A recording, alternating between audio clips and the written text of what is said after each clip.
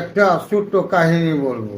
এক বৃদ্ধাশ্রমের গেটে এক মা লিখে রাখছে যে, বাবা তুমি কি আমাকে তোমার বাড়িতে নিয়ে যাবে? তখন আরেক লোক দেখে আসছে। কেন? সেই সেই মা কার মা জানেন? এই দেশের বড় ডাক্তারের মা, বড় ইঞ্জিনিয়ারের মা। আরেক এই আরেক কথা দেখেন, যদি শিক্ষিত করা যায় ছেলে পেলে, তাহলে মা বাপরে চেনে আর মা বাপরে বুঝায়।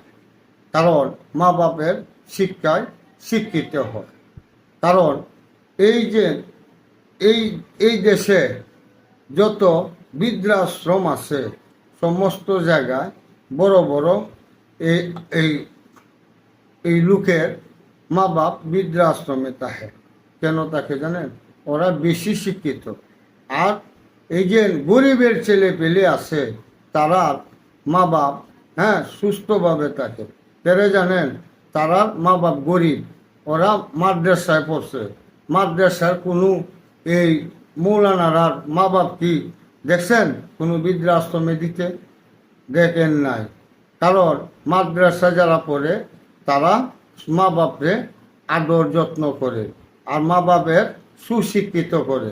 কারণ এটাই হচ্ছে গা মাদ্রাসা এবং নবী আল্লাহ তাআলার একটা রহমত। আর বিভিন্ন জায়গায় দেখেন, আপনারাই চিন্তা করেন, আপনারা এই আরেক লোক, আরেক ছেলে ওই ইঞ্জিনিয়ারের বাবা মারা গেছে। তখন বাবা যখন মারা গেছে তখন বলতেছে, এ বাবা তোর বাবা মারা গেছে, তুই আ। তখন ছেলে কি করলো, তার খালার কাছে ফোন দিল।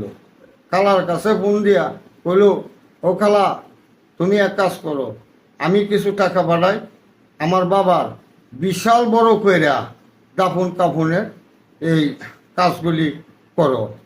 তখন মায় বলল, বাবা রে তোরে কি আমি এই জন্যই জন্ম দিছিলাম?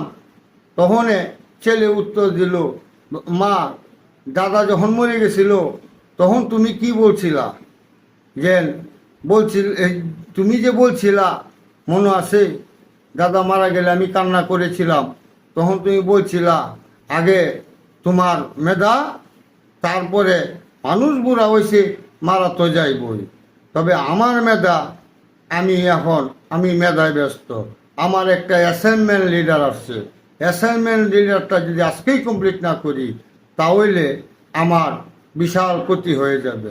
তবে আমি কিছু টাকা পাঠাই, তুমি বিশাল করিয়া বাবার দাফন কাফন করিয়া শেষ করবা। তবে আমি আজকে এই পর্যন্তই। আমার গল্প আপনারা সকলেই শুনবেন আর একটু লাইক শেয়ার